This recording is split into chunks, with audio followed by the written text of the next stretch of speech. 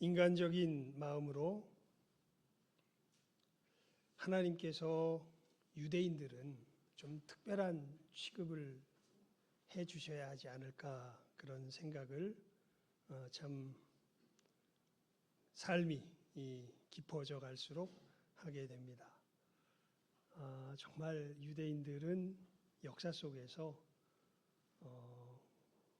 하나님께서 본보기로 세워주신 귀한 사람들입니다. 하나님의 백성으로 아브라함을 통하여서 택하여 주시고, 그리고 그 하나님의 백성으로서의 그 모진 고통스러운 삶을 참 역사 속에서 참 모질게 살아온 사람들이죠. 바벨론 포로 이후에는 계속해서 외세의 침략 속에서 하나님의 백성으로서 사는 길을 계속해서 핍박받으면서 고통받으면서 그것을 지키겠다고 정말 애를 쓰며 살아갔던 사람들이 바로 유대인들이죠. 그런 것을 볼 때 정말 이 순전히 인간적인, 그래서 그것은 정말 주님 오실 때 어떻게 취급될지는 잘 모르겠어요. 하지만 인간적인 생각으로 하나님 유대인들만큼은 조금 특별하게 취급해 주셔야 하지 않을까요? 이런 생각이 들 정도로 참 애절한 민족이 유대인들입니다.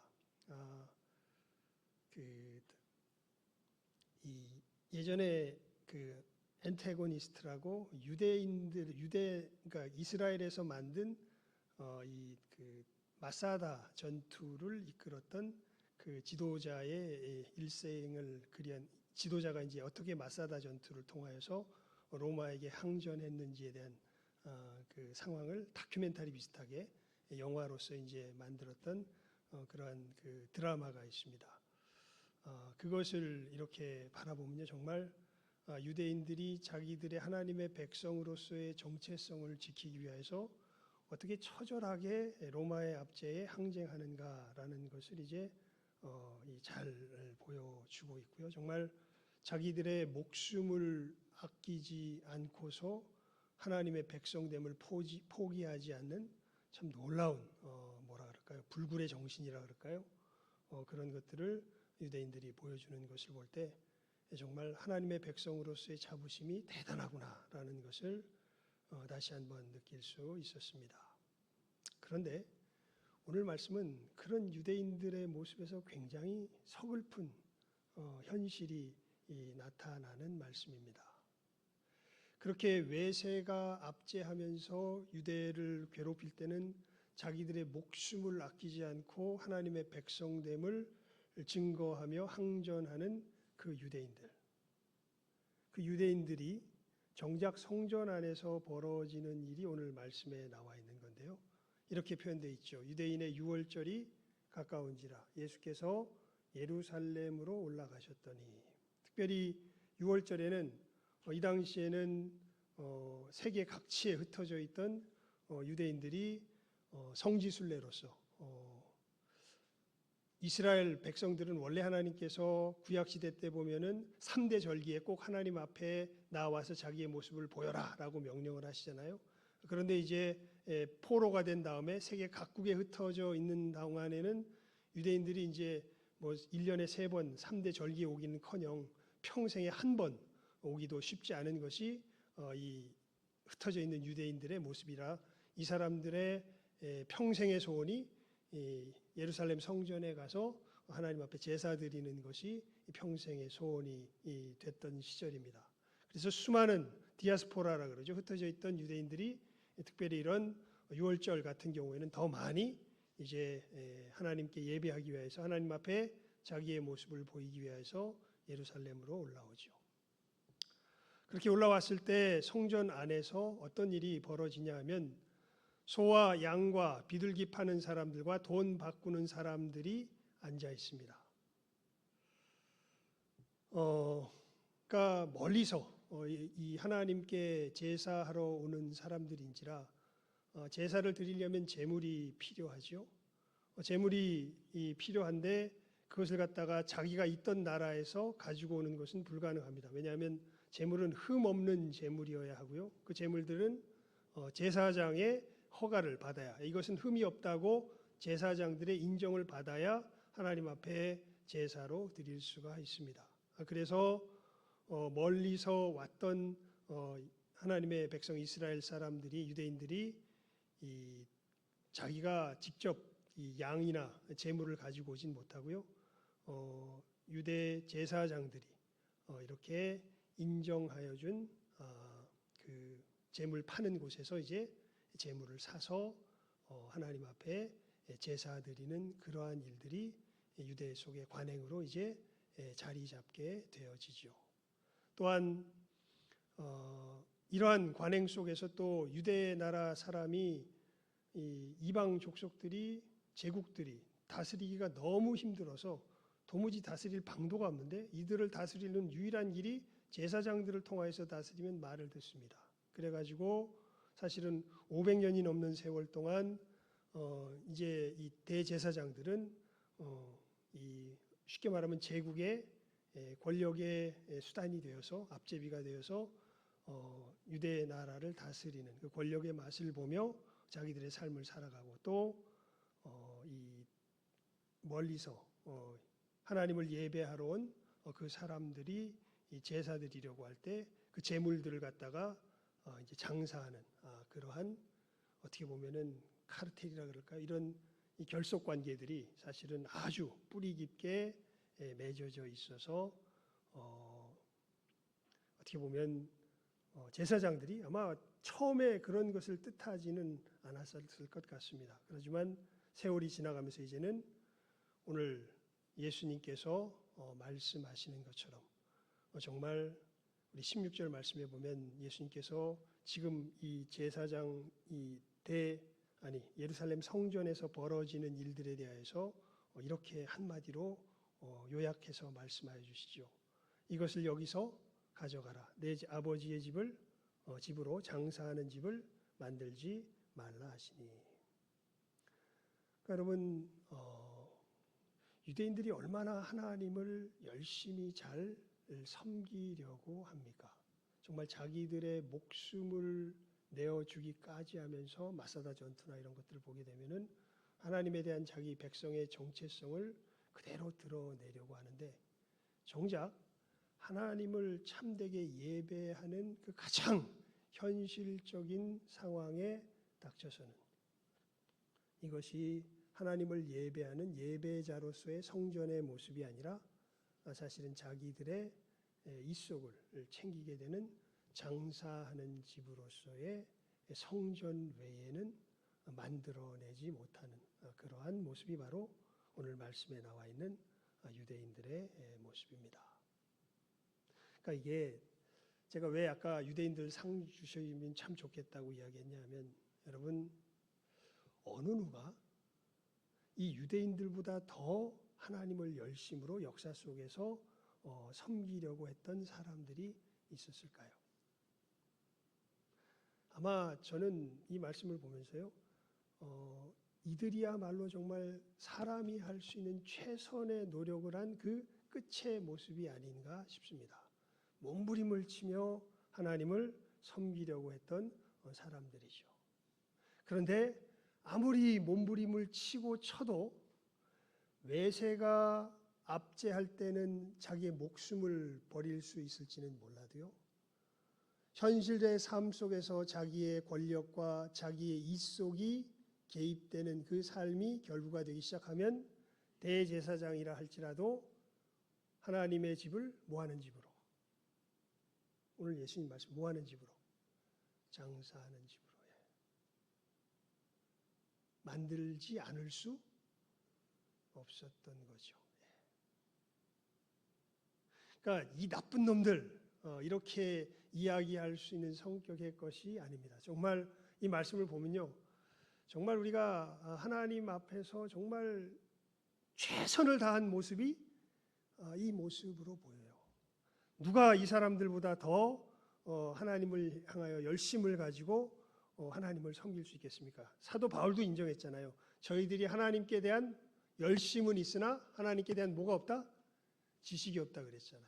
그러니까 사도 바울도 인정했고 자기도 알아요. 자기도 그 당시에 그 바리새인으로서 하나님을 섬기면서 이들이 하나님께 대한 열심은 특심하였다는 것을 압니다. 하지만 그 특심에, 하나님을 향한 그 특심한 열심에 결국 그 끝이 무엇으로 나타납니까? 하나님의 집을, 성전을 뭐하는 집으로 만드는 것에 그치고 말아요? 장사하는 집에 만드는 것으로 그치고 맙니다.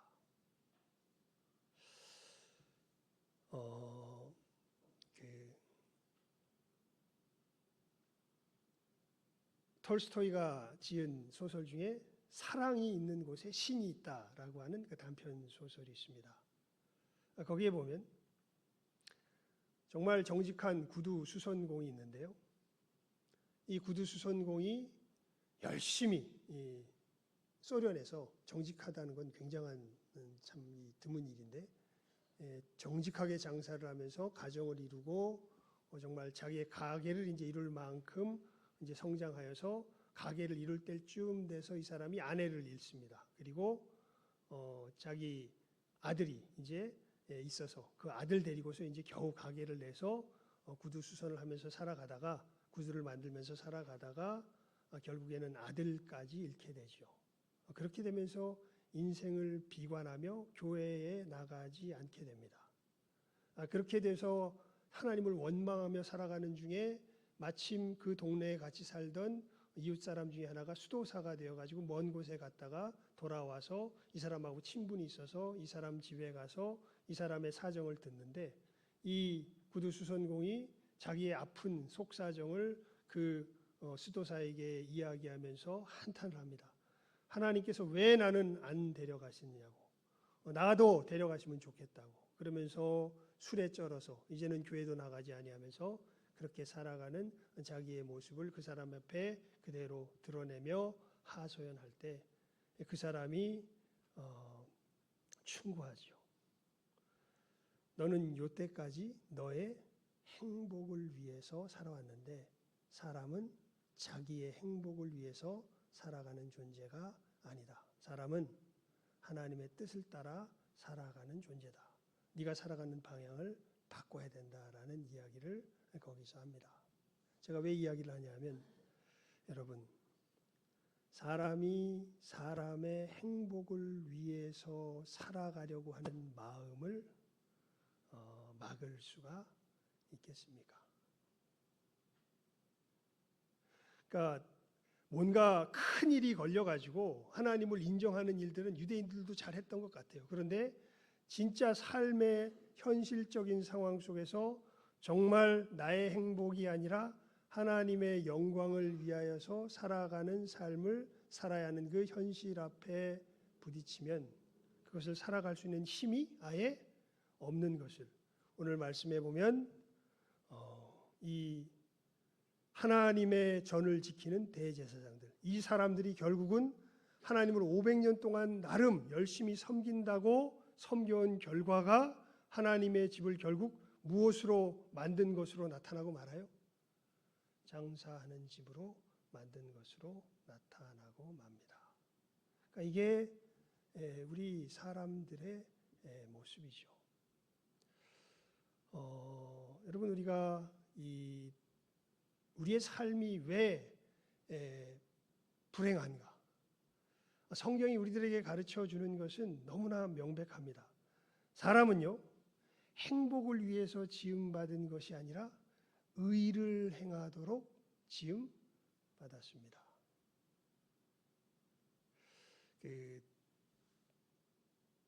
지난 목요일 날 한 몇 년입니까? 30년 더 됐죠. 제가 아까 중고등학교 때 함께 친하게 지내던 친구들, 그 친구들한테서 연락이 왔습니다. 연락이 와서 이제 정말 장례식 때문에 잠깐 한번 만나보긴 했는데 그때는 긴 얘기는 못 나눴었고 그냥 잠깐 인사만 하고 헤어졌었는데 마침 한 친구도 감리교회 목사님이 되어가지고 이 친구는 좀 특수한 사역을 해서 그 이대 후문 쪽에다가 카페를 하나 내가지고 거기 이제 여러 외국인 학생들이 많이 오니까 그들을 대상으로 이제 선교하는 그러한 사역을 지금 하고 있는 친구가 있는데, 그 친구와 더불어서 한 친구는 사업을 하다가 망했는데 겨우 이제 나름 애를 써서 일어나서 자기 삶을 잘 꾸려가는 친구가 하나 있고, 다른 한 친구는 이제 그 원자력 발전의 전기 개통이 하는 이 우리나라 국가 기업인데요. 전기 그 기술사, 한국의 전기 기술사이기도 하고 미국의 전기 기술사이기도 합니다. 이제 그런 재능이 있는 친구가 이제 하나 있는데, 그 네 명의 친구가 이제 정말 세월이 오랜 지난 다음에 이제 이 카페하는 그 선교하고 있는 그 친구 카페에서 함께 만나서 이제 이야기를 나눈 모처럼 만나서 이제 함께 이야기를 나눴었습니다. 그런데 그 친구 중에 하나가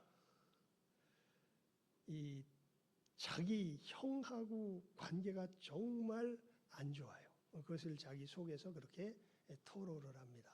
근데 왜 안 좋은가 이렇게 가만히 들어보니까 자기의 정의관과 형의 정의관이 맞질 않아요. 근데 이 친구가 굉장히 어떻게 보면은 그 좀 선비 기질이 있다 그럴까요? 올곧게 따지는 걸 좋아해가지고 그것이 맞지 않으니까 끝까지 형하고 맞서는 가운데 형과의 관계가 굉장히 안 좋아진 것을 이야기하면서 이제 그 괴로운 것을 우리들에게 만났는데 처음 이제 한 몇십 년 만에 만났는데 그러한 문제를 토로합니다. 그러니까 여러분, 우리는 본능적으로 우리들 속에 무엇을 추구하며 살아가게 되어 있어요? 우리들이 생각하는 의를 추구하며 살아가게 되어 있어요. 그런데 정작 의를 따라가는 것이 아니라 우리의 행복을 추구하면서 그 의를 다 망쳐버리고 결국은 의를 이루는 것이 아니라 우리의 행복을 추구한다는 미명하에 하나님의 의를 다 부수며 파괴해버리는 것이 우리들의 현실인 것이 사실 오늘 말씀 속에 유대인들의 이 대제사장들의 모습 속에 적나라하게 드러나게 되는 것이죠. 그러면서 예수님께서 이곳은 성전이 아니다라고 선언하시면서 이 성전을 뒤엎으시지요. 그래서 유대인들이 예수님께 말합니다. 네가 이런 일을 행하니 무슨 표적을 우리에게 보이겠느냐. 그러니까 여러분, 우리가 최선을 다해서 하나님을 섬긴다고 섬기는 그곳이 결국엔 뭐가 될 수 없어요? 하나님의 거하시는 성전이 될 수 없습니다. 결국은 뭐로 만들어버리고 말아요? 장사하는 집으로 만들어버리고 말아요. 그리고 예수님은 오셔서 이곳은 성전이다 아니다. 성전이 아니다라고 분명하게 선언하시면서 이 성전을 폐해버리십니다.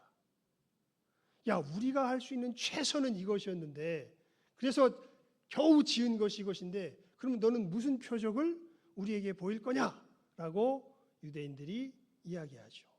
예수님께서 이들의 질문에 이렇게 대답하십니다. 너희가 이 성전을 헐라. 내가 사흘 동안에 일으키리라. 진정한 성전. 예수님 그러셨잖아요. 이곳에서는 표현은 안 돼 있지만 하나님의 집은 만민이 뭐하는 집이에요? 기도하는 집입니다. 즉 진정 하나님을 예배하며 경배하는 곳이야말로 그곳이 성전이죠. 예수님께서 분명하게 말씀하십니다. 너희가 이 성전을 헐라. 왜냐하면 이곳은 성전이 아니에요. 아무리 최선을 다해서 애를 써도 성전이 될 수 없습니다. 기껏 어떤 곳을 만들 뿐이에요? 장사하는 집을 만들 뿐이에요. 진정한 성전, 정말 거기에 거하는 사람들이 참되게 하나님께 기도하며 하나님을 예배할 수 있는 곳, 거기가 뭐예요? 진정한 성전이죠. 그 성전을 예수님께서 사흘 동안에 일으키리라 이렇게 말씀하시죠. 유대인들이 말합니다. 이 성전은 46년 동안 지었거늘 네가 3일 동안에 일으키겠느냐? 우리 21절 말씀은 함께 읽어보도록 하겠습니다. 시작하면 읽습니다. 시작. 그러나 예수는 성전된 자기 육체를 가리켜 말씀하신 것이라. 예. 그래서 죽은 자 가운데서 살아나신 후에야 제자들이 이 말씀하신 것을 기억하고 성경과 예수께서 하신 말씀을 믿었더라. 이렇게 사도 요한이 이제 후에 벌어지는 일까지 이렇게 살피면서 우리들에게 기록하여 알려주고 있는 것이죠. 여러분, 예수님께서 십자가에서 죽으시고 3일 만에 부활하시는 가운데 참으로 우리들을 이제는 이 부분에 대해서는 에베소서 2장에 보면은 예수님께서 이루신 역사가 무엇인지를 아주 명쾌하게 우리들에게 이렇게 설명해 주고 있습니다. 허물로 죽은 우리를 그리스도와 함께 살리셨고 또 함께 일으키사 그리스도 예수 안에서 함께 하늘에 앉히시니 예수께서 이 구속의 역사로 말미암아 우리를 새롭게 짓는 역사를 이루시죠.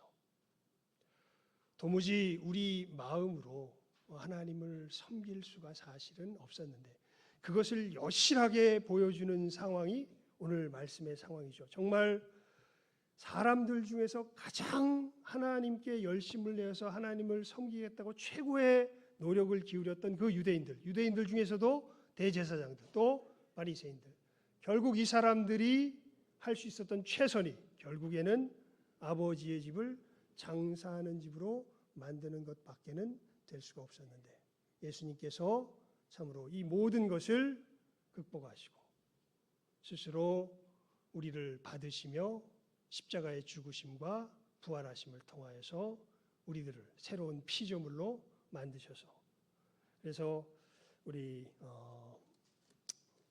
히브리서 9장 히브리서 9장 14절 말씀에 보면 예수님께서 이루신 역사를 이렇게 분명하게 이야기하고 있습니다. 하물며 영원하신 성령으로 말미암아 흠없는 자기를 하나님께 드린 그리스도의 피가 어찌 너희 양심을 죽은 행실에서 깨끗하게 하고 살아계신 하나님을 섬기게 하지 못하겠느냐. 그러니까 정말 최선의 노력을 하여도 장사하는 집밖에 만들 수밖에 없었던 우리들. 그래서 하나님의 심판 속에서 결국은 멸망할 수밖에 없었던 우리들을 예수 그리스도께서 자기의 피로 우리의 양심을 죽은 행실에서 깨끗하게 씻겨주셔서 이제는 살아계신 하나님을 섬기게 만드는 그 귀한 역사를 십자가에서 이루셨던 것이죠. 그래서 사도 바울이 데살로니가 성도들에게 쓴 편지를 보면요, 이들이 구원받은 이 구원에 대하여서 이렇게 표현하는 것을 볼 수 있습니다. 그들이 우리에 대하여 스스로 말하기를 우리가 어떻게 너희 가운데 들어갔는지와 그 다음이 중요한데요, 너희가 어떻게 우상을 버리고 하나님께로 돌아와서 살아계시고 참되신 하나님을 섬기는지와 또 죽은 자들 가운데서 다시 살리신 그의 아들이 하늘로부터 강림하실 것을 너희가 어떻게 기다리는지를 말하니 이는 장래의 노하심에서 우리를 건지시는 예수시라. 데살로니가 성도들에게 아주 선명하게 이렇게 이들에게 이루어진 구원에 대하여서 표현합니다. 너희가 어떻게 우상을 버리고, 이 우상이 다른 것 아니죠? 우리를 행복하게 만들 것이라고 우리가 하나님 외에 세우는 모든 대상들이 우상입니다. 우리는 우상을 섬기며 살아갈 수밖에 없었는데 너희가 어떻게 그 우상을 버리고 하나님께로 돌아와서 살아계시고 참되신 하나님을 섬기게 되었는지, 다른 역사로 된 게 아니죠. 죽은 자들 가운데서 다시 살리신 그의 아들이 참으로 이 역사를 이루신 것을 믿고서 그 아들을 영접하여서 이 생명 가운데 들어가게 된 것을 분명하게 선포하고 있는 것을 보게 됩니다. 여러분, 오늘 설교 제목이 구원이란 무엇인가 하는 것입니다. 다른 것 아니죠. 구원이 다른 것이 아니라 하나님을 섬길 수 없었던 우리가 진정하게 하나님을 섬기게 된 것이 바로 구원의 역사이지요. 무슨 천국에 가게 되었다, 뭐 여러 가지 표현을 쓸 수 있지만 관계의 측면에서 우리가 분명하게 깨달아 알아야 할 것이 있는데, 구원은 다른 것이 아니라 하나님을 섬길 수 없었던 우리, 이것을 유대인들이 그들의 역사를 통해서 너무나 절절하게 보여주고 있죠. 정말 최선의 노력을 다했지만 결국에는 돈을 섬길 수밖에 없고, 결국에는 참으로 권력을 섬길 수밖에 없는 우리들, 이 우리들을 예수께서 이 성전을 뭐해라? 헐어라. 내가 며칠 만에 일으키겠다? 사흘 만에 일으키겠다. 어떻게 일으키십니까? 죽으시고 부활하심으로 이 십자가의 대속의 역사를 통하여서 우리 사람들을 변화시키시며, 이제는 우상을 섬기는 멸망의 사람들이 아니라 사시고 참되신 하나님을 섬기는 진정한 천국의 백성을 친히 지으시는 놀라운 역사를 주님께서 이루시고, 그 역사의 핵심이 바로 하나님을 섬길 수 없었던 우리가 하나님을 참되게 섬기게 되는 그 변화의 역사가 일어나게 되는 것임을 오늘 말씀을 통해서 우리가 분명하게 깨달아 하시고, 여러분, 우리가 얻은 구원이 무엇입니까? 다른 것 아닙니다. 어떤 우리들이 생각하는 행복의 결과를 얻어내는 것이 우리에게 임한 구원이 아니라 정말 사시고 참되신 하나님을 진실하게 섬기게 된 이것이야말로 우리들에게 임한 구원이라는 것을 다시 한번 확실하게 우리의 마음에 새기시며, 여러분, 진짜 하나님을 섬기며 살아가는 길은요, 가짜 신들을 다 패하는 길과 연결되어 있습니다. 이 가짜 신들을 패하는 일들은 결코 쉬운 일들은 아닙니다. 우리가 예수 안에서 걸어가는 믿음의 걸음이 다른 걸음 아니라 이 걸음이라는 것 다시 한번 우리 마음속에서 확실하게 새기시고, 이 길을 어렵고 힘들수록 흐트러지지 말고 더 확실하고 분명하게 걸어가십시오. 그러면 우리가 바랬던 행복, 우리가 바랬던 평안, 우리가 바랬던 모든 좋은 것들이 하나님께서 참으로 선물로 우리들에게 허락하여 주신다는 것을 예수님께서 친히 약속하여 주십니다. 우리의 푯대가 흔들리지 않고 우리의 구원에 대한 인식이 흔들리지 않고 이 분명한 목표점을 바르게 깨달아 알며 바라보며 이 구원의 걸음, 확실한 걸음으로 한 걸음 한 걸음 예수님 안에서 힘차게 걸어 나아가실 줄 아는 이 시간 함께하는 우리 모든 귀한 영혼들 다 될 수 있기를 주님의 이름으로 축원을 드립니다. 기도하겠습니다. 하나님 아버지, 감사합니다. 저희들 유대인들의 이 안타까운 모습을 통하여서 저희들 속에 참으로 우상을 섬길 수밖에 없는 연약한 모습들을 하나님 분명하게 깨달아 알 수 있는 참으로 귀한 은혜가 임하게 하여 주시기를 간절히 바라옵고 기도하옵나이다. 하나님, 우리의 최선의 노력 속에서 우리가 만들 수 있는 것, 참으로 하나님의 집을 장사하는 집 외에 다른 것으로 만들 수 없는 저희들인 것, 저희들 분명하게 깨달아 하는 귀한 은혜가 있게 하여 주시고, 우리가 어떻게 참된 하나님이 거하시는 성전으로 참으로 새롭게 서 있을 수 있겠습니까?